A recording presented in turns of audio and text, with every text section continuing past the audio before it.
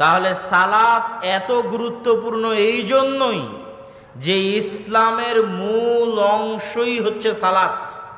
আমি যদি বলি ইসলামের অপর নামই সালাত, ইসলাম মানেই সালাত, তবুও ভুল হবে না।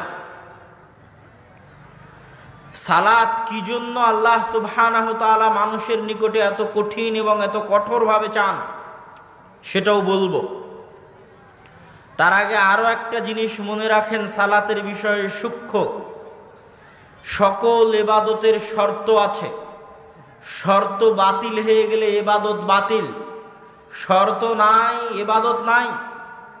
যাকাত আদায়ের জন্য শর্ত হচ্ছে নিসাব পরিমাণ সম্পদের মালিক হতে হবে।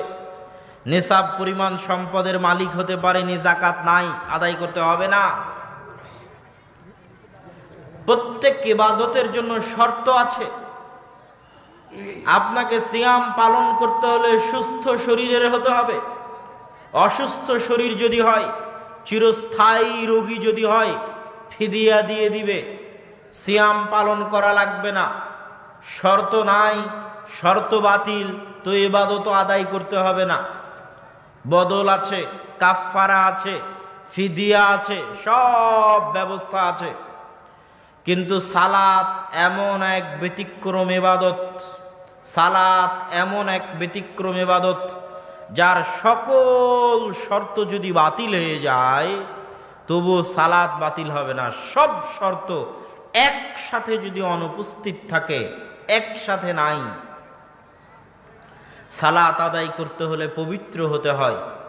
এত প্রস্তুতি অন্য ইবাদতের জন্য লাগে না যত প্রস্তুতি সালাতের জন্য লাগে। কিন্তু সব প্রস্তুতি যদি বাতিল হয় তবুও সালাত আদায় করতে হবে। সালাত আদায় করার জন্য পবিত্র হতে হয়। পবিত্র হওয়ার জন্য পানি লাগে, পানি নাই। মাটি দিয়ে তায়াম্মুম করতে হয়, মাটি নাই। বিনা পানি বিনা তায়াম্মুমে সালাত আদায় করতে হবে। পানি নাই এই অজুহাতে সালাত বাতিল হবে না। তায়াম্মুমের মাটি নাই এই অজুহাতে সালাত বাতিল হবে না, যে সালাত আদায় করব না, এই অজুহাত কেউ দিতে পারবে না। পবিত্র পোশাক পরে সালাত আদায় করতে হয়।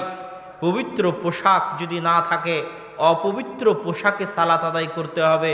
কেউ দুনিয়াতে অজুহাত দিতে পাবে না যে আমার জামায় পেশাব লেগে আছে, কেমনে সালাত আদায় করি, এই অজুহাত সালাতের জন্য বাতিল। অন্য কোনো ইবাদতের ক্ষেত্রে অজুহাত চলতে পারে। এই শর্ত যদি অনুপস্থিত থাকে যে আমার জামা পরিষ্কার নয়, আমার জামা পবিত্র নয়, পেশাব লেগে আছে, এই শর্ত দিয়ে সালাত, এই অজুহাত দিয়ে সালাত বাতিল হবে না। সালাত আদায় করার জন্য দাঁড়িয়ে সালাত আদায় করতে হয়। দাঁড়িয়ে আদায় করা যায় না, বসে আদায় করতে হবে। বসে আদায় করা যায় না, শুয়ে আদায় করতে হবে। শুয়েও আদায় করা যায় না, হাত পা কিছু নড়ে না। হুঁশ বুদ্ধি যতক্ষণ আছে ততক্ষণ সালাত আদায় করতে হবে। আপনি কল্পনা করেন যে একজন মানুষের মধ্যে একসাথে এগুলো সব শর্ত যদি অনুপস্থিত থাকে, সব, ধরেন একজন মানুষ ইরাকের আবু গারিব কারাগারে অথবা আফগানিস্তানের গুয়ান্তানামো বে কারাগারে আছে। ওর ওখানে অজু করার পানি নাই, তায়াম্মুম করার মাটি নাই। ওর কাছে পবিত্র পোশাক তো বহু দূরের কথা, কাপড়ই নাই, উলঙ্গ অবস্থায় আছে। তাহলে একজন মানুষ উলঙ্গ অবস্থায় আছে, কাপড় নাই। একজন মানুষ, তার কাছে অজু করার পানি নাই, তায়াম্মুম করার মাটি নাই। কেবলামুখী হয়ে সালাত আদায় করতে হয়। কেবলা চিনতে পারে না কোন দিকে কেবলা, তাহলে ও কেবলাও চিনে না। ওকে বসে দাঁড়িয়ে সালাত আদায় করতে হবে, দাঁড়াতে পারে না। বসে সালাত আদায় করতে হবে, বসতে পারে না। শুয়ে সালাত আদায় করতে হবে, হাত পা নাড়াতে পারে না, অচল অথর্ব অকেজো। অত্যাচারের কারণে অচল অথর্ব অকেজো হয়ে গেছে। সালাত আদায় করতে হলে সূরা ফাতিহা জানতে হয়, কোরআন জানতে হয়। ওর কোরআনও জানা নাই, সূরা ফাতিহাও জানা নাই। এই অজুহাতে সালাত বাতিল হবে না যে আমার তো সূরা ফাতিহা জানা নাই, কেমনে সালাত আদায় করব, এই অজুহাতে সালাত বাতিল হবে না। সবগুলো শর্ত যদি অনুপস্থিত থাকে একজন ব্যক্তির মধ্যে, একজনের মধ্যে, আলাদা আলাদা বলিনি, ওই একজনের মধ্যে, ওই একজন উলঙ্গ অবস্থায় আছে, অজু করেনি, তায়াম্মুম করেনি, কেবলা চিনে না, দাঁড়িয়ে নাই, বসে নাই, শুয়ে অচল অথর্ব হয়ে আছে, বড় ফরজ গোসল ওর উপর আছে, সামান্য ছোট অপবিত্রতার কথা বলিনি। ফরজ গোসল, রাতে স্বপ্নদোষ হয়েছে, ফরজ গোসল অবস্থায় আছে, হতেই পারে, স্বাভাবিক। একসাথে একজন মানুষের মধ্যে এগুলো সব শর্ত অনুপস্থিত থাকতে পারে। কোরআন পড়তে হয়, কোরআন জানে না। সূরা ফাতিহা মুখস্থ থাকতে হয়, সূরা ফাতিহা জানে না। ওই একজন ব্যক্তি, কোনো শর্তই নেই সালাত আদায়ের, তবুও কেউ বলতে পারবে না যে ওর সালাত মওকুফ হয়ে গেছে। ওকে ওই অবস্থাতেই সালাত আদায় করতে হবে। এই রকম ব্যতিক্রম ধর্মী ইবাদত হচ্ছে সালাত। সালাতের বিষয়ে আল্লাহ সুবহানাহু ওয়া তাআলা এবং রাসূল সাল্লাল্লাহু আলাইহি ওয়াসাল্লাম কেন এত জোরালো, এত কঠিন, এত কঠোর গুরুত্ব আরোপ করেছেন সালাতের জন্য? তার সবচেয়ে বড় কারণ হচ্ছে সালাত মানুষকে শয়তানের খপ্পর থেকে বাঁচতে সবচেয়ে বড় অবলম্বন, সবচেয়ে বড় ঢাল, সবচেয়ে বড় মাধ্যম, যে মানুষ শয়তানের ষড়যন্ত্র থেকে, মাকাইদ আশ-শায়াতিন, শয়তানের ষড়যন্ত্র থেকে বাঁচবে। এর চেয়ে বড় অস্ত্র পৃথিবীতে আর নাই সালাত ব্যতীত, শয়তানের ষড়যন্ত্র থেকে বাঁচার জন্য। রাসূল সাল্লাল্লাহু আলাইহি ওয়াসাল্লাম বলেছেন, মা মিন কারিয়াতিন, এমন কোন গ্রাম যেই গ্রামে বসবাস করে 3 জন মানুষ, যেই গ্রামে বসবাস করে মাত্র 3 জন মুসলমান, সেটা আফ্রিকার কোনো জঙ্গল হতে পারে, আটলান্টিক মহাসমুদ্রের অতল গহ্বরে হতে পারে, আমেরিকা ইসরায়েলের মতো ইহুদি খ্রিস্টান দেশে হতে পারে, মাত্র 3 জন মুসলমান আছে কোনো গ্রামে, কোনো শহরে, কোনো জঙ্গলে, কোনো মরুভূমিতে। আর তারা ওমা উকিমাতিস সালাহ, আজান ইকামত দিয়ে সালাত কায়েম করে না, ইল্লাস্তাহওয়াদা আলাইহিমুশ শাইতান, তাহলে শয়তান তাদের উপর আক্রমণ করে, এমনভাবে আক্রমণ করে যেমনভাবে পালবিহীন ভেড়াকে নেকড়ে বাঘে আক্রমণ করে, ওইভাবে ওই ব্যক্তিকে শয়তান আক্রমণ করে।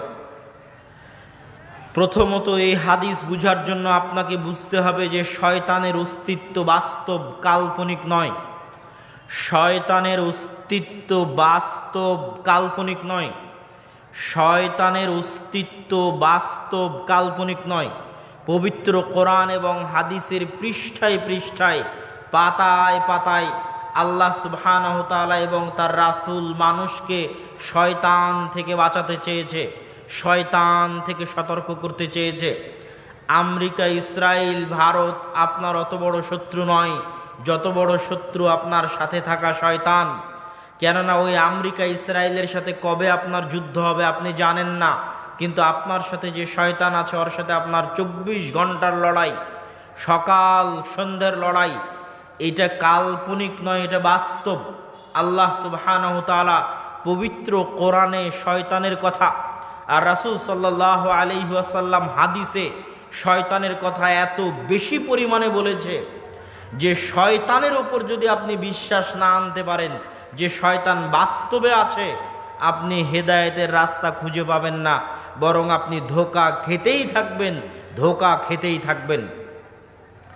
দেখেন, আলোচনায় ফিরে যাওয়ার আগে এখানে 2-1 মিনিট শয়তান সম্পর্কে 2-একটা কথা বলে নিই। কেননা শয়তান থেকে বাঁচাতেই সালাতের উপর এত কঠোর ও কঠিন গুরুত্ব আরোপ। সেটা কিভাবে, সেটাও আমি খুলে ব্যাখ্যা করে আপনাদেরকে বুঝাবো, কিন্তু তার আগে শয়তানকে বুঝেন। আল্লাহ সুবহানাহু ওয়া তাআলা পবিত্র কোরআন মাজিদে বহু জায়গায় বলেছেন, ইন্নাশ শাইতানা লাকুম আদুউম মুবিন, শয়তান তোমাদের প্রকাশ্য শত্রু। শয়তান কি করে? প্রত্যেকটা খারাপ কাজকে মানুষের সামনে ভালো করে পেশ করে। যুয়্যিনা লাহুমুশ শাইতানু মা কানু ইয়ামালুন, শয়তান তাদের সামনে তাদের কাজকে ভালো করে সুন্দর করে পেশ করে। আপনি যখন গান শোনেন তখন গান শুনতে যে ভালো লাগে, এটা আপনার ভালো লাগা নয়, এটা শয়তান আপনার কানে বসে আপনাকে ভালো লাগায়, এই ক্ষমতা আল্লাহ শয়তানকে দিয়েছে। কিন্তু এই ষড়যন্ত্র মানুষ ধরতে পারে না। রাসূল সাল্লাল্লাহু আলাইহি ওয়াসাল্লাম হাদিসে বলছেন যে মানুষ যখন ফজরের সালাতের সময় ঘুমিয়ে থাকে তখন শয়তান মানুষকে বলে, নাম নাম নাম, ইন্নাল লাইলা লাতাবিল, ঘুমাও ঘুমাও, রাত অনেক লম্বা, এবং 3টে গিট দিয়ে দেয়। তো যদিও শয়তানের এই প্ররোচনায় পা না দিয়ে সকালবেলা যখন শীতের রাতে আপনাকে ঘুমাতে ভালো লাগে, এই ভালো লাগাটা আপনার ভালো লাগা নয়, এটা শয়তানে ভালো লাগায়। কিন্তু যতক্ষণ আপনি শয়তানকে চিনতে পারেননি ততক্ষণ তো আপনি মনে করবেন আমাকে ঘুমাতে ভালো লাগছে, এটাই ধোঁকা। যতক্ষণ আপনি শয়তানকে বুঝতে পারেননি, শয়তানের অস্তিত্ব কাল্পনিক মনে করেছেন, বাস্তব মনে করেননি, ততক্ষণ আপনি মনে করবেন ঘুমাচ্ছেন তো আপনি আপনার আরামের জন্য। কিন্তু আজকে যদি আমার বক্তব্য শুনে বুঝতে পারেন যে শয়তান কাল্পনিক কোনো চরিত্র নয়, এটা একটা রিয়াল বাস্তব চরিত্র, এবং শয়তানের এই পাওয়ার, এই ক্ষমতা আল্লাহ দিয়েছে, এবং এই পৃথিবীটাকে আল্লাহ সুবহানাহু ওয়া তাআলা একটা গেমের মতো, ওই যে হাজারো যুবক আছে যারা গেম খেলে, এরা জানে যে গেম খেলতে গেলে ভিলেন না হলে গেম খেলে মজা নাই। ভিলেন থাকলেই তবে গেমে তার বিরুদ্ধে লড়াই করে মজা আছে। আল্লাহ আপনাকে পৃথিবীতে পাঠানোর সাথে সাথে আপনার জন্য ভিলেনও পাঠিয়ে দিয়েছে, শয়তানও পাঠিয়ে দিয়েছে। এটাই আপনার খেলা। আর আপনাকে সঠিক রাস্তা দেখানোর জন্য, সঠিক পথ দেখানোর জন্য নবী রাসূল কোরআন হাদিস দিয়ে দিয়েছে। এখন আপনি খেলেন, নবী রাসূল কোরআন হাদিসের কথা শুনে শয়তানের খপ্পর থেকে বাঁচার চেষ্টা করবেন, শয়তানের সাথে লড়াই করবেন, দিয়ে আল্লাহর বান্দা হবেন, না শয়তানের দাস, শয়তানের গোলাম, শয়তানের বান্দা হবেন, এটাই খেলা। কিন্তু এই খেলার কোনো টাইম টেবিল নাই, কোনো সময় নাই, কখন শেষ হবে পৃথিবীর কেউ জানে না। তো শয়তানের অবস্থাকে যদি আপনি কাল্পনিক মনে করেন, ধোঁকায় পড়বেন। আপনার ফজরের সালাতের সময়ের ঘুম আপনার নয়, এটা শয়তানে আপনাকে ভালো লাগায়। কানে গান শুনতে ভালো লাগে, এটা আপনার ভালো লাগা নয়, এটা শয়তানে আপনাকে ভালো লাগায়। যেই দিন আপনি বুঝবেন এটা শয়তানে লাগাচ্ছে, ওই দিন আপনি সচেতন হবেন, ওহো এটা তো আমি না, এটা তো শয়তানে আমাকে করাচ্ছে, অতএব এটা করা হবে না, এর বিরুদ্ধে লড়াই করতে হবে। আর যতক্ষণ আপনি মনে করবেন যে শয়তান কাল্পনিক, আর ঘুমাবেন মনে করবেন নিজের আরামের জন্য ঘুমাচ্ছেন, গান শুনতে ভালো লাগছে তাই শুনছি, ততক্ষণ শয়তানের ষড়যন্ত্রও ধরতে পারবেন না, শয়তানের বিরুদ্ধে লড়াইও করতে পারবেন না, আর ইহকাল পরকাল উভয়টাই হারাবে। রাসূল সাল্লাল্লাহু আলাইহি ওয়াসাল্লাম বলছেন, ওই শয়তানের প্ররোচনায় পা না দিয়ে, যে শয়তানকে চিনে, শয়তানকে জানে, শয়তানকে কাল্পনিক মনে করে না, বাস্তব মনে করে, যে শয়তানের সাথে লড়াই করে ঘুম থেকে উঠে ওযু করে দোয়া পড়ে, ওর সকালটা হয় নাশীতান, চঞ্চল, ফুর্তিময়, শরীরে কোনো অলসতা কাজ করে না। আর যে শয়তানের প্ররোচনায় পড়ে ঘুমিয়ে থাকে, ফজর বাদ দিয়ে 8টা 9টায় 10টায় উঠে, ওর পুরো দিনটা কাটে অলসতায়, খাবিসান নাফস, অন্তরটা কলুষিত অবস্থায়, খাবিসান নাফস, কুকুর শ্রীগালের মতো অন্তরটা কলুষিত অবস্থায়, অলস অবস্থায় সারাদিন পার হয়। আর যদি শয়তানের সাথে লড়াই করে সকালে উঠে যায়, তাহলে তিবান নাফস, অন্তরটা পবিত্র থাকে। আর নাশীতান, উৎফুল্ল পরিশ্রমী মেজাজে সারা দিন পার করে, তার সময়ে বরকত হয়। শয়তান যে কাল্পনিক নয়, বাস্তব, তার আপনাকে আমি কয়েকটা উদাহরণ দেই। হাদিসের পৃষ্ঠে পৃষ্ঠে, পাতায় পাতায় উল্টালে, কোরআনেরও পৃষ্ঠে পৃষ্ঠে, পাতায় পাতায় উল্টালে আপনি দেখবেন শয়তান, হাদিসও উল্টালে দেখবেন শয়তান। রাসূল সাল্লাল্লাহু আলাইহি ওয়াসাল্লাম বলছেন, মা মিন মাউলুদিন ইল্লা ওয়াশ শাইতানু ইয়ামাসসুহু, এমন কোনো আদম সন্তান জন্মগ্রহণ করে না যে আদম সন্তানকে শয়তানে স্পর্শ করে না, শয়তানে টাচ করে না, এরকম কোনো আদম সন্তান পৃথিবীতে জন্মগ্রহণ করেনি। যখন সে জন্ম নেয় প্রথমেই শয়তান টাচ করে, ফায়াস্তাহিল্লু সারিখা, আর শয়তানের টাচে ও চিৎকার করে কেঁদে ওঠে। সন্তান জন্ম নেওয়ার পর যে কেঁদে ওঠে, এটা শয়তানের আঘাতে কেঁদে ওঠে, এটা কাল্পনিক নয়। শয়তান বাস্তব, বাস্তবে শয়তানে টাচ করে, এই জন্য কেঁদে ওঠে। শয়তান কাল্পনিক নয়, বাস্তব। রাসূল সাল্লাল্লাহু আলাইহি ওয়াসাল্লাম বলছেন, ইল্লা মারিয়াম ওয়া ইবনুহা, তবে মারিয়াম এবং তার ছেলে ঈসাকে শয়তানে হাত লাগায়নি জন্মের পরে। মা মিনকুম মিন আহাদিন, তোমাদের মধ্যে এমন কেউ নেই যার সাথে তার কারিন থাকে না, কারিনুম মিনাল মালাইকা ওয়া কারিনুম মিনাশ শাইতান, সব সময় দুইটা বন্ধু থাকে।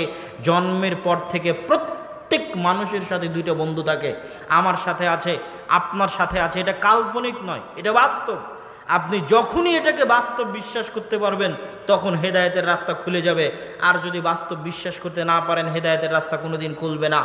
সব সময় আপনার সাথে দুইজন বন্ধু থাকে, একটা হচ্ছে ফেরেশতা বন্ধু আর একটা হচ্ছে শয়তান বন্ধু। আপনার অন্তরে যত খারাপ কাজের পরিকল্পনা জাগে ওটা শয়তানে দেয়, আর যত ভালো কাজের পরিকল্পনা জাগে ওইটা ফেরেশতায় দেয়। আর এই শয়তানকে আল্লাহ এত ক্ষমতা দিয়ে রেখেছে, ইয়াজিরি মাজরাদ দাম, মানুষের রক্ত কণিকা যেদিক দিয়ে চলাচল করে ওই প্রত্যেকটা জায়গার মধ্যে দিয়ে শয়তান চলাচল করতে পারে। রক্ত কণিকা যেই দিক দিয়ে চলাচল করে ওই প্রত্যেকটা জায়গার মধ্যে দিয়ে শয়তান চলাচল করে। এই জন্য ইসলামের যত দোয়া, যত নিয়ম, যত আদব, সবগুলোর সাথে শয়তানের সম্পর্ক। রাসূল সাল্লাল্লাহু আলাইহি ওয়াসাল্লাম বলছেন, যখন তোমাদের কেউ, এগুলো হচ্ছে সব শয়তান কেন্দ্রিক। আপনি হাদিস পড়বেন আর দেখবেন শয়তান। রাসূল সাল্লাল্লাহু আলাইহি ওয়াসাল্লাম বলছেন, আগলিকুল আবওয়াব, দরজা বন্ধ করো। ওয়াজকুরুসমাল্লাহ, দরজা বন্ধ করার সময় আল্লাহর নাম নাও। ফাইন্না শাইতানা লা ইফতাহু বাবান মুগলাকা, কেননা শয়তান ওই দরজা খোলে না যেই দরজা আল্লাহর নাম নিয়ে বন্ধ করা হয়েছে। এটা কাল্পনিক নয়, এটা বাস্তব। এই প্রত্যেকটা হাদিস আপনি হাদিস পড়লেই দেখবেন শয়তান। ওয়াখাম্মিরু আনিয়াতাকুম ওয়াজকুরুসমাল্লাহ, তোমাদের পাত্র ঢেকে দাও আর আল্লাহর নাম নাও, বিসমিল্লাহ বলে পাত্র ঢাকো। যেই পাত্র বিসমিল্লাহ বলে ঢাকা হয়েছে ওই পাত্র শয়তানে খুলে না। মান আকালা, যে ব্যক্তি খায়, ওয়ালাম ইয়াযকুর ইসমাল্লাহ, আর আল্লাহর নাম না নেয়, ইয়াকুলু মাআহু শাইতান, তার সাথে শয়তানে খায়। এটা কাল্পনিক নয়, এটা বাস্তব। ইদা দাখালা আহাদুকুম ফি বাইতিহি, যখন তোমাদের কেউ বাড়িতে প্রবেশ করে, ওয়ালাম ইয়াযকুর ইসমাল্লাহ, কিন্তু আল্লাহ সুবহানাহু ওয়া তাআলার নাম নেয় না। আল্লাহর নাম মানে আসসালাম, এটা হচ্ছে আল্লাহর নাম। সালাম মানে শান্তি, শান্তি আল্লাহর নাম। যখন তোমাদের কেউ বাড়িতে প্রবেশ করে আর আল্লাহর নাম নেয় না, মানে আসসালামু আলাইকুম বলে না, সালাম আল্লাহর নাম, শান্তি আল্লাহর নাম, আসসালামু আলাইকুম বলে না, তখন শয়তানে চিৎকার করে বলে আর সঙ্গী সাথীদেরকে, এই সঙ্গী সাথী, এই বাড়ি তোমাদের মাবিতুকুম ওয়া আশাকুম, এই বাড়িতে তোমাদের থাকার জায়গা, এই বাড়িতে তোমাদের খাওয়ার জায়গা, এখানে থাকো, খাও, আড্ডা দাও। আর যদি ঢুকার সময় বলে আসসালামু আলাইকুম, তাহলে শয়তান তার সঙ্গী সাথীকে বলে এই বাড়িতে তোমাদের থাকারও ব্যবস্থা নাই, এই বাড়িতে তোমাদের খাওয়ারও ব্যবস্থা নাই। এই হাদিস কাল্পনিক নয়, বাস্তব। আসলেই যদি আপনি সালাম দিয়ে বাড়িতে প্রবেশ করেন তাহলে শয়তান বাড়িতে থাকতে পায় না, শয়তান আছে আপনার সাথে সব সময় 24 ঘন্টা আছে। এতক্ষণ আমি শুধু শয়তানেরই হাদিস পড়ছি।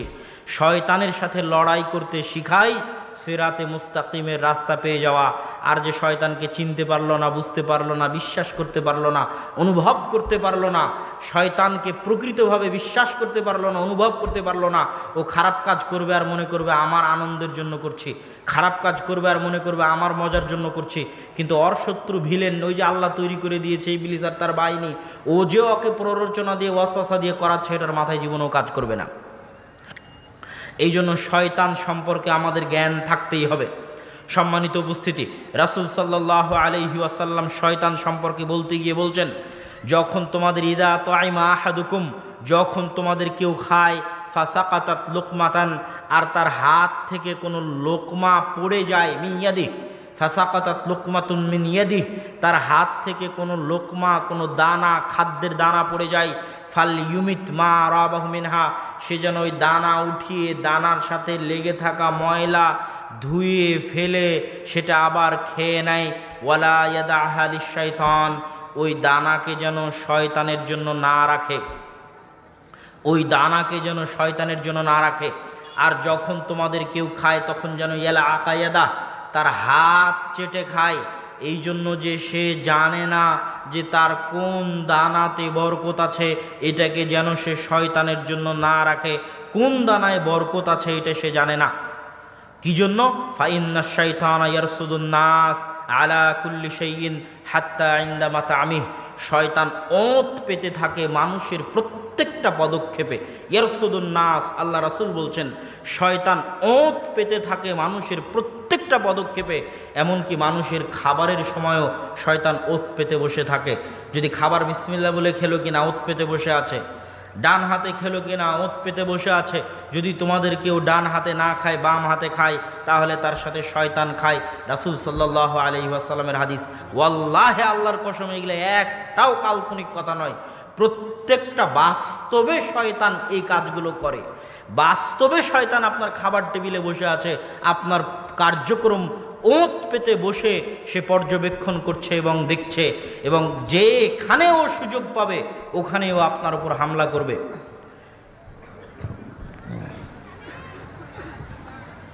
যেখানেও সুযোগ পাবে ওখানেও আপনার উপর হামলা করবে, এটাই তার কাজ। রাসূল সাল্লাল্লাহু আলাইহি ওয়াসাল্লাম বলছেন, যখন তোমাদের কেউ বাড়ি থেকে বের হয়, সে যদি বলে বিসমিল্লাহি তাওয়াক্কালতু আলাল্লাহ লা হাওলা ওয়ালা কুওয়াতা ইল্লা বিল্লাহ, এই দোয়া যদি পড়ে, তাহলে ও শয়তানের খপ্পর থেকে বেঁচে গেল, শয়তান তার থেকে দূরে সরে যায়। আর ও যদি এই দোয়া না পড়ে, তাহলে শয়তান তার সাথে থাকে। এরকম শয়তানের হাদিস যদি আমি পড়তে থাকি, অসংখ্য অগণিত শয়তানের হাদিস। ওই বাড়িতে ফেরেশতা প্রবেশ করে না, যে বাড়িতে ছবি থাকে, কুকুর থাকে। ওই বাড়িতে শয়তান থাকে, যে বাড়িতে ছবি থাকে, কুকুর থাকে। এগুলো সব হচ্ছে বাস্তব হাদিস, এগুলো একটাও কাল্পনিক নয়। আর শয়তান মানুষের চিরন্তন শত্রু। কেউ যদি বাথরুমে প্রবেশ করে আর বলে আল্লাহুম্মা ইন্নী আউযু বিকা মিনাল খুবুসি ওয়াল খাবাইস, তাহলে শয়তানের চোখ বন্ধ হয়ে যায়। বিসমিল্লাহ বলে শয়তান বললে শয়তান কিছুই দেখতে পায় না। এগুলো সব বাস্তব হাদিস। এই কোরআনের পাতা পাতা উল্টাবেন, দেখবেন আল্লাহ সুবহানাহু ওয়া তাআলা শয়তানের কথা বলছে। হাদিসের পৃষ্ঠা পৃষ্ঠা উল্টাবেন, দেখবেন রাসূল সাল্লাল্লাহু আলাইহি ওয়াসাল্লাম শয়তানের কথা বলছে। কোরআনের মধ্যে আল্লাহ সুবহানাহু ওয়া তাআলা শয়তানের শপথ নকল করেছেন। ফাবিমা আগওয়াইতানি লা আকুদান্নাহুম সিরাতাকাল মুস্তাকিম মিন বাইনি আইদিহিম ওয়া মিন খালফিহিম। শয়তান শপথ করে বলছে যে আমি আদম সন্তানকে সিরাতে মুস্তাকিম থেকে পথ ভ্রষ্ট করার জন্য চেষ্টা করব তার সামনে থেকে, চেষ্টা করব তার পিছন থেকে, চেষ্টা করব তার ডান দিক থেকে, চেষ্টা করব তার বাম দিক থেকে। তার মানে আপনি চারিদিক দিয়ে শয়তানের ঘেরা টোপে আক্রান্ত হয়ে আছেন। শয়তান আপনাকে চারদিক থেকে ঘিরে আছে। এই শয়তানের খপ্পর থেকে বাঁচার সবচেয়ে বড় মাধ্যম হচ্ছে সালাত। যে হাদিসটা শয়তানের আলোচনার শুরুতে বলেছি, যে রাসূল সাল্লাল্লাহু আলাইহি ওয়াসাল্লাম বলেছেন, তিনজন মানুষও যদি থাকে আর যদি সালাত আযান ইকামত দিয়ে কায়েম না করে, তাহলে তারা শয়তানের খপ্পরে পড়বেই পড়বে। কেন আপনি সালাত দিয়ে শয়তান থেকে বাঁচতে পারবেন? সালাত কি এমন উপকার করবে যে আপনি শয়তান থেকে বাঁচতে পারবেন? আল্লাহ সুবহানাহু ওয়া তাআলা পবিত্র কোরআন মাজিদে বলছে, ইন্নাস সালাতা তানহা আনিল ফাহশাই ওয়াল মুনকার। সালাত মানুষকে অন্যায় অনাচারের কাজ থেকে দূরে রাখে। এখন আপনি দেখছেন যে কিরে, ওই মানুষ তো সালাত আদায় করে তাও তো গুনাহ করে, সালাত আদায় করে তাও তো খারাপ কাজ করে। এর কারণ কিন্তু সালাত নয়। এর কারণ কি জানেন? এর কারণ হচ্ছে সালাত যেই উদ্দেশ্যে দেওয়া, সেটা হচ্ছে অন্তরকে কন্ট্রোল করতে পারার প্রশিক্ষণের প্রথম ধাপ হচ্ছে সালাত। পৃথিবীতে মানুষ যত গুনাহ করে, সব গুনাহের মূল কারণ হচ্ছে শয়তানের ওয়াসওয়াসা থেকে নিজের অন্তরকে কন্ট্রোল করতে পারে না। যত গুনাহ করে, সব গুনাহের মূল কারণ হচ্ছে শয়তানের ওয়াসওয়াসা থেকে নিজের অন্তরকে কন্ট্রোল করতে পারে না। এখন একটা কাজ করার জন্য তো আপনাকে প্রশিক্ষণ নিতে হবে। আপনি যদি অন্তরকে কন্ট্রোল করতে চান, তাহলে আপনাকে কিছু করেই অন্তরকে প্রশিক্ষণ দিতে হবে কন্ট্রোল করা। আর অন্তরকে কন্ট্রোল করার সবচেয়ে বড় মাধ্যম, অন্তরকে কন্ট্রোল তাকবীরে উলা, প্রথম তাকবীর, তাকবীরে তাহরিমার সাথে টানা 40 দিন জামাতে সালাত আদায় করে, তাহলে ও জাহান্নাম থেকে মুক্ত। আল্লাহু আকবার। কিন্তু আপনি শুরু করেন, দেখি পারেন কিনা। কয়দিন টিকতে পারেন? টিকতে পারবেন না, খুব কঠিন। আপনার অন্তরের জন্য সবচেয়ে বড় চ্যালেঞ্জ হচ্ছে 5 ওয়াক্ত সালাতে মসজিদে উপস্থিত হওয়া। এটাই সবচেয়ে বড় চ্যালেঞ্জ। আপনি দেখবেন যে নামাজি কিন্তু গুনাহ করছে, ও 5 ওয়াক্ত সালাতে নিয়মিত মসজিদে উপস্থিত হয় না রে বাবা। ও নামাজ ঠুকঠুক পড়ে, এক ওয়াক্ত পড়লো, এক ওয়াক্ত ছাড়লো, এক ওয়াক্তে মসজিদে যায়, তার এক ওয়াক্তে যায় না।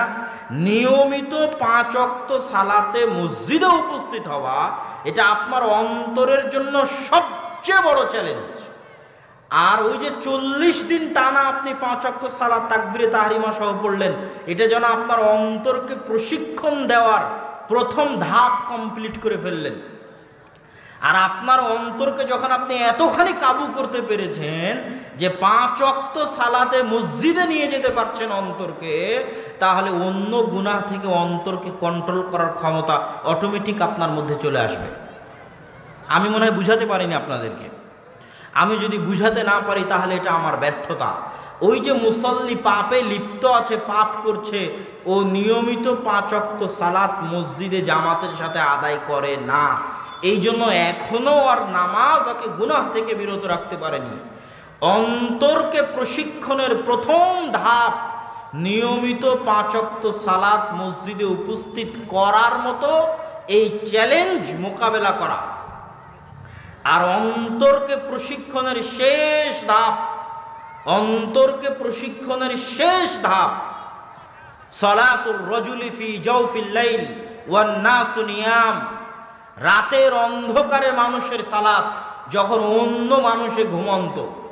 কেউ যদি তাহাজ্জুদের সালাতের আদি হয়ে যায়, অভ্যস্ত হয়ে যায়, নিজের অন্তরকে এতটা কাবু করতে পেরেছে, এতটা কন্ট্রোলে আনতে পেরেছে যে প্রতি রাতে তাহাজ্জুদের সালাতে উপস্থিত হয়ে তাহাজ্জুদের সালাত আদায় করতে পারে, তো ওর অন্তরকে যে এতখানি কন্ট্রোল করতে পেরেছে, ও অন্য অনেক গুনাহ থেকে বিরত থাকার মতো তার অন্তরকে কন্ট্রোল করতে পারবে। এটা অন্তর প্রশিক্ষণের শেষ ধাপ। আর প্রথম ধাপ হচ্ছে 5 ওয়াক্ত সালাতে জামাতে উপস্থিত হতেই হবে। 5 ওয়াক্ত সালাতে জামাতে উপস্থিত হলেন না মানে আপনার হেদায়েতের রাস্তা বন্ধ হয়ে যাচ্ছে, আপনার গুনাহের রাস্তা খুলতে থাকতেছে। এই জন্যই রাসূল সাল্লাল্লাহু আলাইহি ওয়াসাল্লাম বলেছেন, শয়তানের খপ্পর থেকে বাঁচার প্রথম অস্ত্র হচ্ছে 5 ওয়াক্ত সালাতে জামাতে উপস্থিত হওয়া। এখানে আপনাকে আরও একটা মজার জিনিস বলি সালাত সম্পর্কে, যেটা সচরাচর আমাদের দেশের 90% মানুষ জানেও না, বুঝেও না, বলেও না। সেটা কি? সেটা হচ্ছে একজন মুসল্লির সালাতকে খাটো করা হয় তার গুনাহ দিয়ে, তার পাপ দিয়ে। মুসল্লির সালাতকে খাটো করা হয় তার গুনাহ দিয়ে, তার পাপ দিয়ে। বলে, আরে ওর নামাজ দিয়ে কি হবে, ওর বউ তো পর্দা করে না, ওর নামাজ দিয়ে কি হবে, ও তো ঘুষ খায়, ওর নামাজ দিয়ে কি হবে, ও তো সুদ খায়, ওর নামাজ দিয়ে কি হবে, ও তো সুদী ব্যাংকে চাকরি করে। এখানে তার সালাতকে খাটো করা হচ্ছে তার গুনাহ দিয়ে, তার সালাতকে খাটো করা হচ্ছে তার গুনাহ দিয়ে। অথচ বিষয়টা এমন নয়। হ্যাঁ, আমরা তাকে উদ্বুদ্ধ করার জন্য বলতে পারি যে আপনি সালাত আদায় করেন, তো কেন ঘুষের সাথে জড়িত আছেন, উদ্বুদ্ধ করার জন্য তাকে বলতে পারি, কিন্তু তার ঘুষের কারণে তার সালাতকে খাটো করতে পারি না। কি জন্য? এখানে আপনাকে দুটো সূক্ষ্ম জিনিস বলে রাখি সালাত সম্পর্কে। এক, আল্লাহ সুবহানাহু তাআলার নিষেধ লঙ্ঘন করার চাইতে আল্লাহ সুবহানাহু তাআলার আদেশ লঙ্ঘন করা মহাপাপ। আল্লাহ সুবহানাহু তাআলার নিষেধাজ্ঞা অমান্য করার চাইতে আল্লাহ সুবহানাহু তাআলার আদেশ লঙ্ঘন করা বড় পাপ। ইবনুল কাইয়িম রাহিমাহুল্লাহ বইয়ের মধ্যে লিখেছেন যে আল্লাহ সুবহানাহু তাআলার আদেশ, আল্লাহ সুবহানাহু তাআলার নিষেধ অমান্য করার চাইতে আল্লাহর আদেশ লঙ্ঘন করা বড় পাপ। আল্লাহর নিষেধ কি? আল্লাহ সুবহানাহু তাআলা বলেছেন সুদ খাওয়া হারাম, আহাল্লাল্লাহুল বাইআ ওয়া হাররামার রিবা। আল্লাহর আদেশ কি? আকিমুস সালাত, সালাত কায়েম করো। সুদ খাওয়ার গুনাহের চাইতে সালাত ছেড়ে দেওয়ার গুনাহ বড় মহাপাপ। আল্লাহর আদেশ হচ্ছে, আল্লাহর নিষেধ হচ্ছে ঘুষ খাওয়া হারাম। আল্লাহ সুবহানাহু তাআলার আদেশ হচ্ছে সালাত আদায় করো। ঘুষ খাওয়ার গুনাহের চাইতে সালাত ছেড়ে দেওয়ার গুনাহ বড় মহাপাপ। আল্লাহ সুবহানাহু তাআলার নিষেধ হচ্ছে, আল্লাহ সুবহানাহু তাআলা খামর, মাদক দ্রব্যকে হারাম করেছেন। আল্লাহর আদেশ আকিমুস সালাত, সালাত কায়েম করো। মদ খাওয়ার গুনাহের চাইতে সালাত ছেড়ে দেওয়ার গুনাহ মহাপাপ, বড় পাপ। আল্লাহ সুবহানাহু ওয়া তাআলার নিষেধ, বিড়ি সিগারেট খাওয়া হারাম, নেশাদার দ্রব্য হারাম। বিড়ি সিগারেট খাওয়ার গুনাহের চাইতে সালাত ছেড়ে দেওয়ার গুনাহ মহাপাপ, বড় পাপ। আল্লাহ সুবহানাহু ওয়া তাআলার নিষেধ হচ্ছে জেনা করা হারাম, জেনা করার গুনাহের চাইতে সালাত ছেড়ে দেওয়ার গুনাহ মহাপাপ, বড় পাপ। আল্লাহ সুবহানাহু ওয়া তাআলার নিষেধ অমান্য করার চাইতে আল্লাহর আদেশ, আল্লাহর অর্ডার অমান্য করা মহাপাপ, বড় পাপ। এই জন্য কেউ যদি সুদ খায় তবুও সালাত আদায় করতে বাধ্য, কেউ যদি ঘুষ খায় তবুও সালাত আদায় করতে বাধ্য, কেউ যদি অন্যায় কাজে লিপ্ত থাকে তবুও সালাত আদায় করতে বাধ্য, কেউ যদি নেশাদার দ্রব্য পান করে তবুও সালাত আদায় করতে বাধ্য। নেশাদার দ্রব্যের অজুহাতে, সুদের অজুহাতে, ঘুষের অজুহাতে, হারাম ইনকামের অজুহাতে সালাত বাদ দিতে পাবে না। আর ওর গুনাহের কারণে ওর সালাতকে ছোটও করা যাবে না। কি জন্য? ইবনুল কাইয়িম রাহিমাহুল্লাহ লিখছেন তার বইয়ের মধ্যে যে ব্যক্তি একই সাথে সুদও খাচ্ছে, তার আগে একটু ভূমিকা বলে নেই। আমাদের মনের মধ্যে কি প্রশ্ন কাজ করে? আমাদের মনের মধ্যে প্রশ্ন কাজ করে যে আল্লাহ সুবহানাহু ওয়া তাআলা এবং তার রাসূল তো বলে দিয়েছেন, কি বলেছেন? মাতাআমুহু হারামুন ওয়া মাশরাবুহু হারামুন ওয়া মালবাসুহু হারামুন। এর খাদ্যদ্রব্য হারাম, এর পোশাক হারাম, এর পানীয় হারাম। আর ইন্নাল্লাহা তাইয়্যিব, আল্লাহ সুবহানাহু ওয়া তাআলা পবিত্র, পবিত্র ব্যতীত অন্য কিছু গ্রহণ করেন না। এর আয়, ইনকাম, উপার্জন সবই হারাম। তো আল্লাহ সুবহানাহু ওয়া তাআলা এর ইবাদত কবুল করবেন না, এ কথা ঠিক। রাসূল সাল্লাল্লাহু আলাইহি ওয়াসাল্লাম বলেছেন, কেউ যদি মদ পান করে, কেউ যদি নেশাদার দ্রব্য পান করে, তাহলে তার 40 দিন ইবাদত কবুল হবে না, এ কথা ঠিক। কিন্তু ইবনুল কাইয়িম রাহিমাহুল্লাহ বলছেন এ কথা ঠিক, তার ইবাদত কবুল হবে না। কিন্তু যদি সুদ খাওয়ার পাশাপাশি সালাত আদায় না করে, তাহলে ওর দুটো গুনাহ, একটা তো সুদ খাওয়ার গুনাহ, আর একটা হচ্ছে সুদ খাওয়ার চাইতে বড় গুনাহ সালাত ছেড়ে দেওয়ার গুনাহ। আর ও যদি সুদ খাওয়ার পাশাপাশি সালাত আদায় করে, তাহলে হারাম ইনকামের জন্য ওর ইবাদত আল্লাহর দরবারে কবুল হবে না, তথা সালাতের যত ফজিলত আছে একটা ফজিলতও পাবে না। সালাতের কারণে গুনাহ মাফ হয়ে যায়, সালাতের কারণে গুনাহ ঝরে যায়, সালাতের কারণে মানুষের মর্যাদা বাড়ে, সালাতের কারণে মানুষের সম্মান বাড়ে। সালাতের যত ফজিলত আছে একটাও পাবে না, সালাতের যত নেকি আছে একটাও পাবে না, কিন্তু সালাত ছেড়ে দেওয়ার গুনাহ থেকে বেঁচে যাবে। আল্লাহর দরবারে সালাত কবুল হবে না মানে নেকি পাবে না, কিন্তু সালাত বাদ দিলে যে গুনাহ হতো, যেটা সুদ খাওয়ার চাইতে বড় গুনাহ, সালাত ছেড়ে দিলে যে গুনাহ হতো, যেটা ঘুষ খাওয়ার চাইতে বড় গুনাহ, সালাত ছেড়ে দিলে যে গুনাহ হতো, যেটা গান বাজানোর চাইতে বড় গুনাহ, সালাত ছেড়ে দিলে যে গুনাহ হতো, যেটা বিড়ি সিগারেট খাওয়ার চাইতে বড় গুনাহ, ওই গুনাহ থেকেও বেঁচে যাবে। তখন আর গুনাহ থাকলো শুধু একটা, যেই অপরাধ, যেই পাপে ওই লিপ্ত আছে, শুধু ওই একটা গুনাহই তার বাকি থাকলো। আর সালাত ছেড়ে দেওয়ার গুনাহ থেকে বেঁচে গেল, কিন্তু সালাত যেহেতু আর কবুল হবে না, সেহেতু সালাতের জন্য কোনো নেকি পাবে না।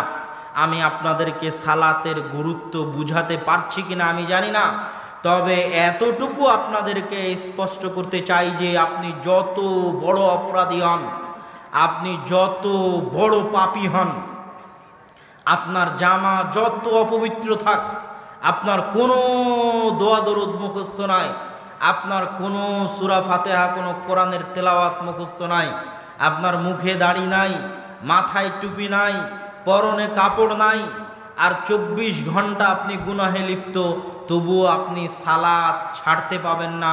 সালাত আদায় করতে আপনি বাধ্য, করতেই হবে। ওই সালাতই একদিন আপনাকে ওই গুনাহগুলো ছাড়ার রাস্তা তৈরি করে দিবে ইনশাআল্লাহ। কিন্তু যদি আপনি সালাত ছেড়ে দেন, তাহলে ওই গুনাহ থেকে বাঁচার আর কোনো রাস্তা খুঁজে পাবেন না। অতএব সালাত হচ্ছে এমন একটা জিনিস যেটা আপনাকে হেদায়েতের রাস্তায় নিয়ে যাবে। সালাত এত গুরুত্বপূর্ণ, সালাত এত গুরুত্বপূর্ণ, সালাত এত গুরুত্বপূর্ণ যে মানুষ তার জীবনে যত আমল করবে, কোনো আমল আল্লাহ সুবহানাহু ওয়া তাআলা গ্রহণ করবেন না সালাত ব্যতীত। রাসূল সাল্লাল্লাহু আলাইহি ওয়াসাল্লাম বলেছেন, আউয়ালু মা ইউহাসাবু বিহিল আবদু ইয়াউমাল কিয়ামা আস-সালাত ফাইন সালুহাত সালুহা সাইরু আমালিহি ওয়া ইন ফাসাদাত ফাসাদা সাইরু আমালিহি। কিয়ামতের মাঠে প্রথম হিসাব হবে সালাতের। আর এক হাদিসে রাসূল সাল্লাল্লাহু আলাইহি ওয়াসাল্লাম বলেছেন, আউয়ালু মা ইউকদা বিহি ইয়াউমাল কিয়ামাহ আদ-দাম আদ-দিমা। কিয়ামতের মাঠে প্রথম বিচার হবে রক্তের। তাহলে প্রথম হিসাব হবে সালাতের, প্রথম বিচার হবে রক্তের।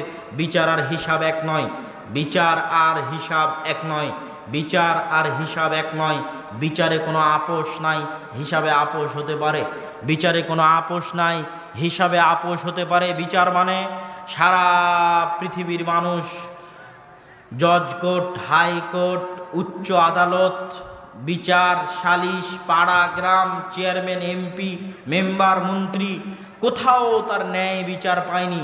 পৃথিবীর শুরু থেকে নিয়ে শেষ পর্যন্ত মানুষের উপর যত অত্যাচার করেছে, পশু প্রাণীতে আর এক পশু প্রাণীর উপর যত অত্যাচার করেছে, মানুষে পশু প্রাণীর উপর যত অত্যাচার করেছে, অত্যাচারের মাত্রা বাড়তে বাড়তে বাড়তে বাড়তে বাড়তে বাড়তে আসমান ছুঁয়ে গেছে। কিয়ামতের মাঠে আল্লাহ সুবহানাহু ওয়া তাআলা হবেন বিচারক। কোনো ওকিল, কোনো দোভাষী থাকবে না। আল্লাহ সুবহানাহু ওয়া তাআলা ওই যে আসমান ছুঁয়ে গেছে অত্যাচার, আল্লাহ সুবহানাহু ওয়া তাআলা বিচার শুরু করবেন। বিচারে কোনো আপোষ নাই। ওই অত্যাচারের মাত্রাকে তিনি কমাতে কমাতে কমাতে কমাতে বিচারের মাঠে শূন্য করবেন। যদি তিনি বিচারের মাঠে অত্যাচারকে শূন্য, জিরো না করতে পারেন, তাহলে তিনি আদল নন, তাহলে তিনি ন্যায়পরায়ণ নন। ওয়ালিয়াজ বিল্লাহ। আর আল্লাহ ন্যায়পরায়ণ। ইন্নী হারামতু যুলমা আলাইয়া, আল্লাহ বলছেন আমি আমার উপর জুলুম বা অত্যাচারকে হারাম করেছি। তিনি ন্যায়পরায়ণ, তিনি নিজের উপর জুলুম বা অত্যাচারকে হারাম করেছেন। তিনি ন্যায়পরায়ণ, তিনি নিজের উপর জুলুম বা অত্যাচারকে হারাম করেছেন। এই জন্য বিচারক হিসেবে যখন তিনি দায়িত্ব পালন করবেন, তখন কোনো ছাড়, কোনো আপোষ নাই। তিনি জিরো করবেনই করবেন। অত্যাচারের মাত্রাকে তিনি জিরো করবেনই করবেন।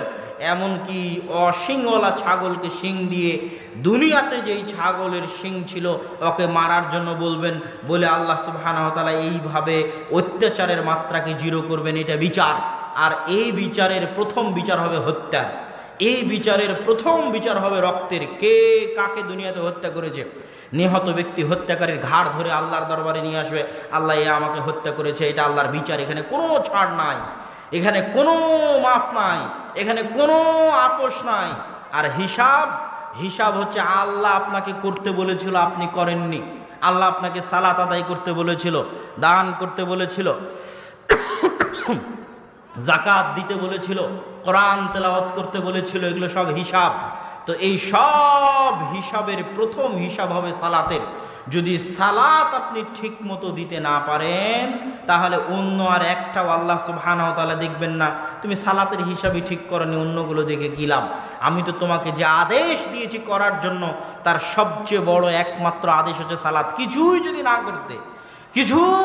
না করতে, খালি যদি 5 ওয়াক্ত সালাত আদায় করতে, আর যদি গরিব হয় ওর যাকাত নাই, ও যদি গরিব হয় ওর হজ নাই, 5 ওয়াক্ত সালাত, 1 মাসের সিয়াম, আল্লাহ সুবহানাহু ওয়া তাআলা ক্ষমা করে জান্নাতে দিয়ে দিতে পারতেন।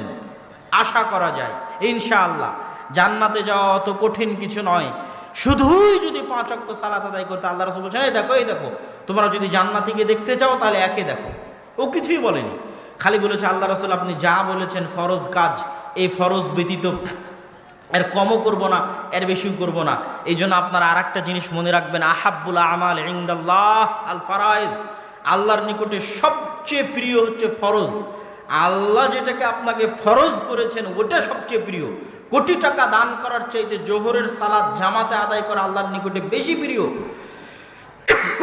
আপনি যত নেকির কাজ করেন না কেন, সব নেকির কাজের চাইতে আল্লাহর নিকটে সবচেয়ে বেশি প্রিয় হচ্ছে যেটা আল্লাহ সুবহানাহু ওয়া তাআলা আপনার উপর ফরজ করেছেন। সেটা খালি ফরজটুকুই করেন, করে আল্লাহর দরবারে যান, আপনার গুনাহ খাতা আল্লাহ সুবহানাহু ওয়া তাআলা আশা করা যায় মাফ করে দিয়ে আপনাকে জান্নাতে দিয়ে দিবে ইনশাআল্লাহ।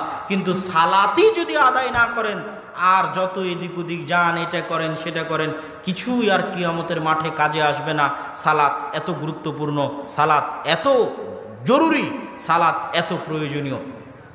সম্মানিত উপস্থিতি, সালাত এত গুরুত্বপূর্ণ, এত জরুরি, এত প্রয়োজনীয় দেখেই ইব্রাহিম আলাইহিস সালাতু ওয়াস সালাম দোয়া করেছেন আল্লাহর নিকটে, রব্বি জাআলনি মুকিমাস সালাহ ওয়া মিন যুররিয়াতি, আল্লাহ আমাকে সালাত আদায়কারী বানান, আমার বংশধরকে সালাত আদায়কারী বানান, আল্লাহ আমাকে সালাত আদায়কারী বানান, আমার বংশধরকে সালাত আদায়কারী বানান। সালাত আদায়কারী হওয়াই সবচেয়ে বড় সফলতা। কিচ্ছু করা লাগবে না, কিচ্ছু হওয়া লাগবে না, বিসিএস ক্যাডার হওয়ার দরকার নাই, পিএইচডি ডিগ্রির দরকার নাই, কোটি টাকার দরকার নাই, বাড়ি গাড়ির দরকার নাই। সবচেয়ে বড় সফলতা 5 ওয়াক্ত সালাত নিয়মিত মসজিদে জামাতে আদায় করতে পারা। এই জন্য ইব্রাহিম আলাইহিস সালাম আল্লাহর কাছে চাইতেন, আল্লাহ সালাত আদায়কারী বানান, আমার বংশধরকে সালাত আদায়কারী বানান। আপনাদের নিজেদেরও দোয়া থাকা উচিত আল্লাহর নিকটে যে হে আল্লাহ, আপনি আমাদেরকে মৃত্যু দিবেন না সালাত আদায়কারী না বানিয়ে, আমিন। হে আল্লাহ, আমাদের বংশধরকে মৃত্যু দিবেন না সালাত আদায়কারী না বানিয়ে, আল্লাহুম্মা আমিন। এবং যত পিতা আছেন, যত মাতা আছেন, সন্তানকে এখন থেকে সালাতের জন্য ডাকবেন, সালাতের জন্য ডাকেন। আপনার এই ডাকার মধ্যে আল্লাহ এমন বরকত দিবে। এখন হয়তো আপনার সন্তান আপনার ডাকে সাড়া দিয়ে সালাত আদায় করছে না, কিন্তু এই ডাকের মধ্যে আল্লাহ এমন বরকত দিবে, একদিন আসবে যেই দিন ও সালাত আদায় করবে। কিন্তু আপনি যদি নাই ডাকেন, তাহলে এই বরকত তৈরি হবে কোথায় থেকে? এই জন্য আপনারা সালাত নিজেরা আদায় করবেন, সন্তান সন্ততিকে সালাতের জন্য ডাকবেন, জীবন বাজি রেখে একটাই কাজ করার চেষ্টা করবেন। কিছুই করার দরকার নাই রে বাবা, জীবন বাজি রেখে একটাই কাজ করার চেষ্টা করবেন। পরিবার পরিজন, আত্মীয় স্বজন, বাপ মা, ছেলে মেয়ে সবাই মিলে শুধু একটাই কাজ করার চেষ্টা করবেন, সেটা হচ্ছে সালাত। এই সালাতের আমানত যদি রক্ষা করতে পারেন, দুনিয়ার বাকি সব রাস্তা আপনার জন্য উন্মুক্ত হয়ে যাবে। পৃথিবীতে যারা দুনিয়াবী জীবনেও সফলতা অর্জন করতে চায়, দুনিয়াবী জীবনেও যারা সফলতা অর্জন করতে চায়, তাদেরও সালাতের বাইরে কোনো রাস্তা নাই যে রাস্তা দিয়ে ওরা দুনিয়াবী জীবনে সফলতা অর্জন করবে। কেন এই কথা বললাম? আজকের পৃথিবীতে যারা সফলতার দার্স দেয়, সফলতার আলোচনা করে, তারা মানুষকে সবার আগে শিখায় টাইম ম্যানেজমেন্ট। যারা শিক্ষিত ছেলেপেলে আছে তারা বুঝতে পারবে যে সময়কে কন্ট্রোল করতে পারা, টাইম ম্যানেজমেন্ট করতে পারলে সময়ে বরকত হয়, সব কাজ সুষ্ঠুভাবে সম্পূর্ণ করা যায়, সময় মতো সম্পূর্ণ করা যায়। তো এই টাইম ম্যানেজমেন্টের আমার গবেষণা অনুযায়ী সালাতের চাইতে আর কোনো বড় মাধ্যম নাই যেটা দিয়ে মানুষ তার সময়কে কন্ট্রোল করতে পারে। আপনি যদি দেখবেন যে 5 ওয়াক্ত সালাত বিহীন একটা দিন আর 5 ওয়াক্ত সালাত ওয়ালা একটা দিন, যেই দিনটা আপনার 5 ওয়াক্ত বিহীন পার হয়ে গেছে, ওই দিনে দেখবেন কোনো কাজই হয়নি। দেখবেন যে আপনার কাজই তো শুরু করেছেন আপনি 10টার সময়, 10টার সময় কাজ শুরু করতে করতেই তো দুপুরের খাবারের সময় হয়ে গেছে। দুপুরের খাবারের সময় হয়ে কাজ শুরু করতে না করতে লেবার মিস্ত্রি এখন বলছে চলে যাব, সময়ে বরকত পাবেন না। আর ওই যে ফজরের সালাতে যদি উঠেন, ফজর থেকে জোহর পর্যন্ত মেলা লম্বা সময় ফজরের সালাতে উঠে কাজ শুরু করবেন, দেখবেন 10টার মধ্যে কাজ শেষ হয়ে গেছে, আর কি কাজ করবেন, কাজ খুঁজে পাবেন না। এটা সালাতের বরকত। আবার যখন জোহরের সময় আসবে তখন সালাত বলবে, আপনাকে সালাত বলবে, এই তুমি জোহরের পর কি করবা এখনই ভাবো। এটা হচ্ছে আপনাকে সালাত আপনাকে রিমাইন্ড করছে। আর আপনি যদি ওই ক্যারাম বোর্ড খেলতে থাকছেন, জুয়া খেলতে থাকছেন, কখন জোহর থেকে আসর হয়ে গেছে, আসর থেকে মাগরিব হয়ে গেছে, মাগরিব থেকে ইশা হয়ে গেছে, দিন পার হয়ে গেছে, আপনি বুঝতে পারেননি। ওই দেখা যাচ্ছে মোবাইল নিয়ে বসে আছে, ফেসবুক নিয়ে বসে আছে, ভিডিও গেম নিয়ে বসে আছে, সিরিয়াল নিয়ে বসে আছে, মুভি নিয়ে বসে আছে, কখন জোহর হয়েছে, আসর হয়েছে, মাগরিব হয়েছে, ইশা হয়েছে, বুঝতে পারেনি। ওর দিন কিভাবে পার হয়ে গেছে বুঝতে পারেনি। আর ও যদি ওই খারাপ কাজটা করা অবস্থাতেও যদি সালাত আদায় করতো, তাহলে জোহরের সালাতের সময় জোহরের সালাত ওকে একবার রিমাইন্ড দিত, এরপরে কি করবো। আবার আসরের সময়কে আর একবার রিমাইন্ড দিত, আর এরপরে কি করবি। আবার মাগরিবের সময় আরেকবার রিমাইন্ড দিতে, এরপরে কি করবি। এশার সময় আরেকবার রিমাইন্ড দিতে, এরপরে কি করবি। তাহলে যত কাজেই ব্যস্ত থাক, প্রত্যেক ব্যস্ততার মাঝে একটা করে ছোট্ট বিরতি আছে, যেই বিরতিতে ও নতুন করে ভাবার সুযোগ পাচ্ছে, দিনটাকে কাজে লাগানোর সুযোগ পাচ্ছে। এটা যে টাইম ম্যানেজমেন্টের যত মূলনীতি আছে সব মূলনীতিতে সালাতের চাইতে বড় কোনো মাধ্যম নাই, যেটা একজন ব্যবসায়ী, যেটা একজন কৃষক, যেটা একজন ছাত্র, যেটা একজন শিক্ষক, যেটা একজন দোকানদার, যে পর্যায়ে আছে সকলের বরকতের রাস্তা, দুনিয়াবী সফলতার রাস্তা উন্মুক্ত করে দিবে, এরকম কোনো মাধ্যম সালাতের বাইরে নাই। আর মানুষ আজকের যুগে আত্মহত্যা করে, মানসিক প্রশান্তি খুঁজতে যায়, মানসিক প্রশান্তি খুঁজতে গিয়ে যোগা করে, ধ্যান করে, অমুক তুমুক কত রাস্তা অবলম্বন করে। সালাত হচ্ছে মানুষের মানসিক প্রশান্তির সবচেয়ে বড় মাধ্যম। দেখেন, মানসিক প্রশান্তির দুইটা মাধ্যম। এক নাম্বার হচ্ছে আলা বিযিক্রিল্লাহি তাতমাইন্নুল কুলুব, আর এটার সাথে সালাতের সম্পর্ক এত ওতপ্রোত যে আমাদের দেশের মানুষও ঠিকভাবে বুঝে না যে সালাত আসলে কেন এত জরুরি করে ফরজ করা হয়েছে। এটা যে যিকরুল্লাহর কারণে সালাত ফরজ করা হয়েছে এটা মানুষ বুঝতে পারে না। কোরআনের আয়াত দেখবেন, আল্লাহ সুবহানাহু ওয়া তাআলা বলছেন আকিমিস সালাতা লিযিকরি, আকিমিস সালাতা লিযিকরি। আল্লাহ বলেছেন কোরআনে আকিমিস সালাতা লিযিকরি, আল্লাহকে স্মরণ। আল্লাহকে স্মরণ কেমন বিষয়, আল্লাহকে স্মরণ কেমন বিষয় সেটা আপনাকে একটু 2 মিনিট দেখাই। ইউনুস আলাইহিস সালাতু ওয়াস সালাম আল্লাহর নবী, আল্লাহর নবী মাছের পেটে আছেন। আল্লাহ কি জানেন না যে তার নবী মাছের পেটে? অবশ্যই জানে আল্লাহ সুবহানাহু ওয়া তাআলা যে তার নবী মাছের পেটে। তো আল্লাহ সুবহানাহু ওয়া তাআলা কি তার নবীকে ভালোবাসেন না? অবশ্যই ভালোবাসেন। আল্লাহ সুবহানাহু ওয়া তাআলার কি তার নবীর সাথে কথা হয় না, যোগাযোগ হয় না? অবশ্যই তার সাথে কথা হয়, যোগাযোগ হয়।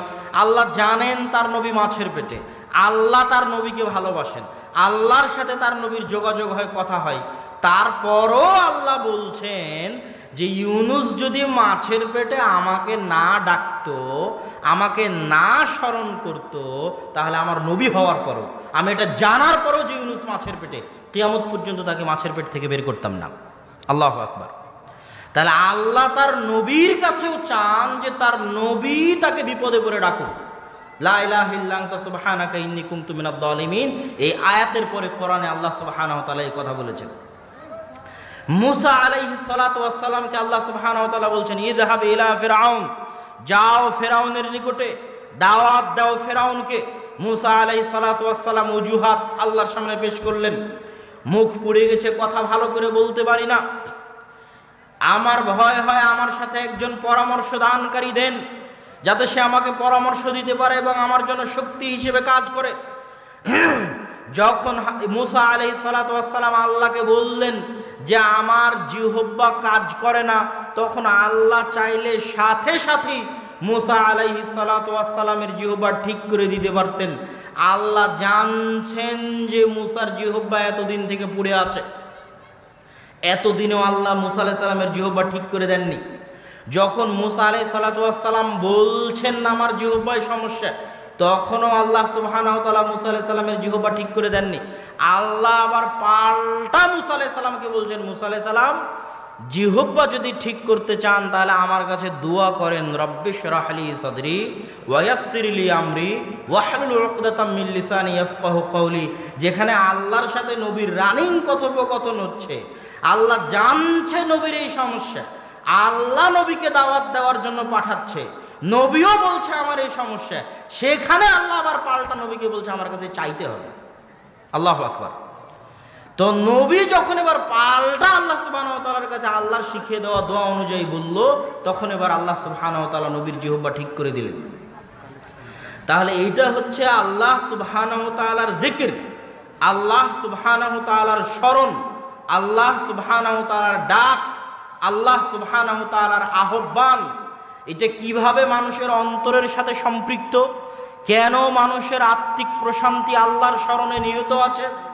এই জন্য যে আমার এবং আপনার এই শরীর পৃথিবীতে সৃষ্টি হয়েছে, মায়ের পেটে সৃষ্টি হয়েছে, দুনিয়ার খাদ্য, দুনিয়ার রক্ত মাংস দিয়ে তৈরি হয়েছে, কিন্তু আমাদের শরীরের ভিতরে যে আত্মা আছে, এই আত্মা দুনিয়াতে তৈরি হওয়া নয়, এই আত্মা মায়ের পেটে তৈরি হওয়া নয়, এই আত্মা রক্ত মাংস দিয়ে তৈরি হওয়া নয়, এই আত্মা আল্লাহর ফেরেশতা আসমান থেকে 440 দিন নিয়ে এসে রক্ত মাংসের শরীরে ফু দিয়ে প্রবেশ করিয়েছে।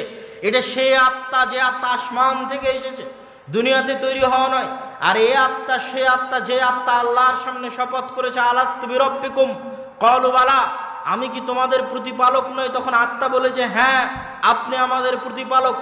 এই জন্য যত অন্যায়, যত অত্যাচার, যত গুনাহ, সব গুনাহকে আল্লাহ বলেছেন আত্মার উপর অত্যাচার, সব গুনাহকে।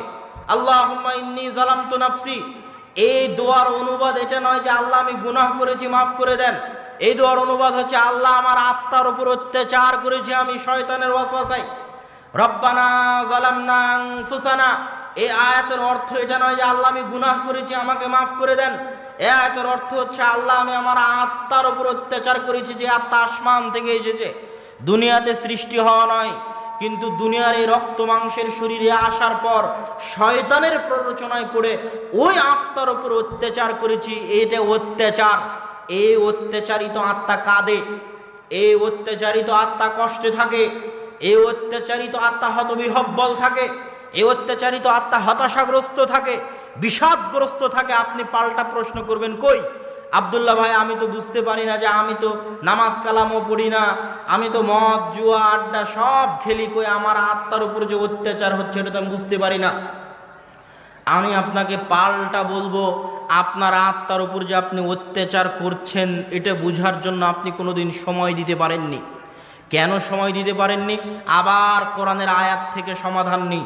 আল্লাহ সুবহানাহু ওয়া তাআলা কোরআনের আয়াতে বলেছেন, আলহাকুমুত তাকাসুর হাত্তা যুরতুমুল মাকাবির, পারস্পরিক ধন সম্পদের প্রতিযোগিতা তোমাদেরকে ভুলিয়ে রেখেছে।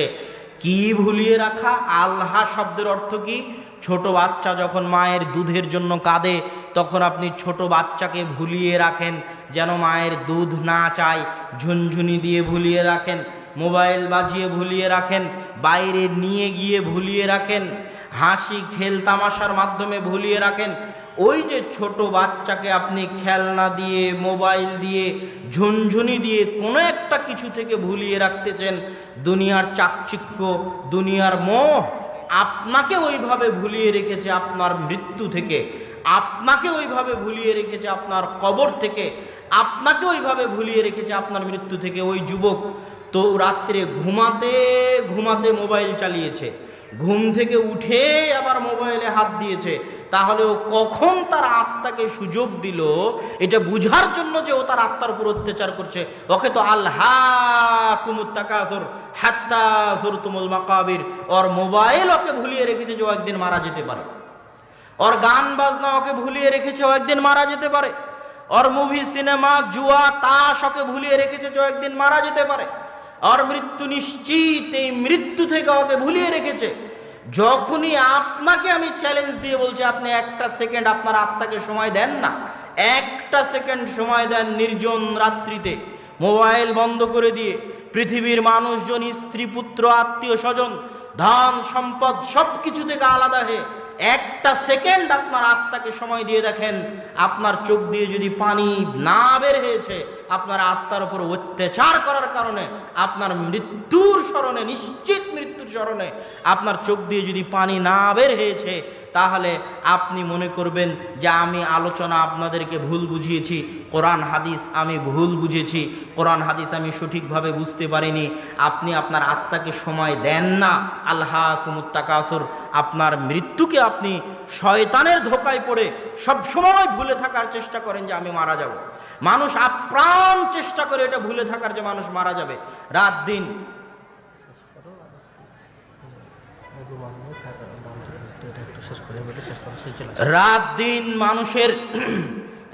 দিন মানুষের আমি আমার আলোচনার শেষের দিকে চলে এসেছি।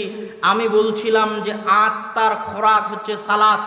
তো সালাতের ক্ষেত্রে আল্লাহ সুবহানাহু ওয়া তাআলা বলছে আকিমিস সালাতা লিযিকরি, সালাত আদায় করবে আমাকে স্মরণ করার জন্য। কি জন্য? দিনে রাতে 24 ঘন্টায় আমি চাইতাম মানুষ তুমি 50 বার আল্লাহকে স্মরণ করো। তো 50 বার যদি স্মরণ না করতে পারো, অন্তত পক্ষে 5 বার আল্লাহকে স্মরণ করতে হবে। সালাতের শেষ বৈশিষ্ট্য হচ্ছে আসমানের নিচে জমিনের উপরে আল্লাহর নিকটে দোয়া চাওয়ার, আল্লাহর নিকটে প্রার্থনা করার, আল্লাহর নিকটে সাহায্য চাওয়ার। সালাতের চাইতে বড় কোনো মাধ্যম নেই, সালাতের চাইতে উত্তম কোনো মাধ্যম নেই, সালাতের চাইতে শ্রেষ্ঠ কোনো মাধ্যম নেই। আল্লাহর নিকটে দোয়া চাওয়ার সবচেয়ে বড় মাধ্যম হচ্ছে সালাত। এই জন্য রাসূল সাল্লাল্লাহু আলাইহি ওয়াসাল্লাম বৃষ্টি চাওয়ার জন্য সালাতের ব্যবস্থা করলেন।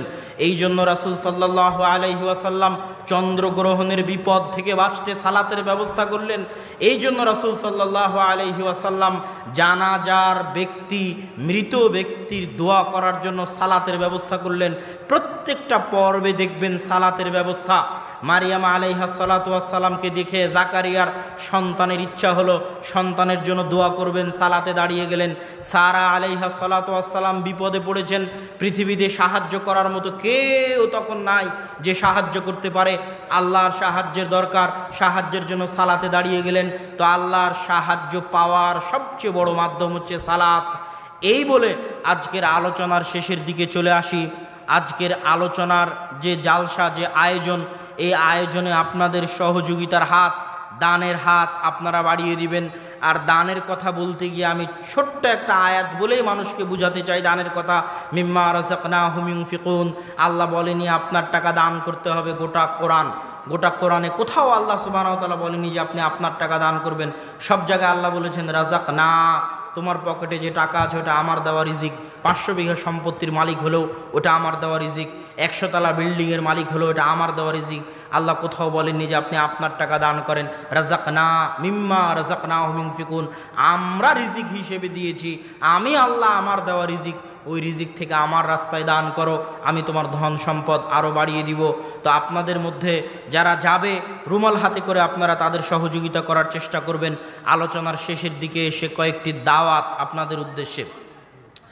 এক, আল জামিয়া সালাফিয়া রূপগঞ্জ নারায়ণগঞ্জে আগামী 3-4 মার্চ সালাফি কনফারেন্স, সেখানে আপনাদের উপস্থিত হওয়ার জন্য আহ্বান। দ্বিতীয়ত, আপনাদের থেকে দিনাজপুর খুব বেশি দূরে হবে বলে আমার ধারণা নয়। উত্তরবঙ্গের জন্য, রংপুর বিভাগের জন্য একটা শিক্ষার প্রাণকেন্দ্র গড়ে উঠুক, এই জন্য আমরা দিনাজপুর তেঘরা বিরলে প্রায় 10 থেকে 12 বিঘা জমির উপর আল জামিয়া সালাফিয়ার উদ্বোধন এবং সালাফি কনফারেন্স 11ই মার্চ শুক্রবার জুমার খুতবা দিয়ে শুরু হবে। রূপগঞ্জ নারায়ণগঞ্জে যেতে না পারলেও আপনাদের নিকটে উদাত্ত আহ্বান থাকবে যে অবশ্যই দিনাজপুরের এই সম্মেলনে আপনারা অংশগ্রহণ করার চেষ্টা করবেন, এটা আপনাদের নিকটে দাওয়াত থাকলো। আর আজকে যদি বই পুস্তক, মাসিক আল ইতিসাম এগুলো সম্ভবত স্টলে আজকে বিক্রি হবে না। হাতের বামে বইয়ের স্টল আছে, বইয়ের দোকান দেওয়া আছে, সেখানে আপনারা পাবেন। বিশেষ করে নতুন কয়েকটি বই আছে, যেমন পোশাক পরিচ্ছদের নিয়ম কানুন, সাজসজ্জার নিয়ম কানুন, কেমন পোশাক পুরুষে পরবে, কেমন পোশাক নারীতে পরবে, এর বিধিবিধান সংক্রান্ত বই, পোশাক, নতুন বই। তারপরে নতুন বই হচ্ছে রাসূল সাল্লাল্লাহু আলাইহি ওয়াসাল্লামের সালাত এবং প্রচলিত সালাত, রাসূল সাল্লাল্লাহু আলাইহি ওয়াসাল্লামের সালাত বনাম প্রচলিত সালাত, এই বইটাও নতুন প্রকাশিত হয়েছে। সালাতের উপর সহজ সাবলীল সাধারণ জনগণের বোধগম্য ভাষায় লিখিত বই। আপনাদের মধ্যে হয়তো রুমাল নিয়ে ঘুরছে আমার ধারণা, বের হয়েছে। যদি বের হয় তাহলে আপনারা অবশ্যই তাদেরকে আপনাদের সহযোগিতার হাত বাড়িয়ে দিবেন। এই নতুন বইগুলো, রিজিক নামে একটা বই আছে, সেটাও নতুন বই। আর যদি কোনো বই না নিয়ে যেতে পারেন তাহলে মাসিক আল ইতিসাম ছাড়া যাওয়া হবে না, মাসিক আল ইতিসাম নিয়ে যেতে হবে। এটা আপনাদের ঈমানি নৈতিক দায়িত্ব ও কর্তব্য।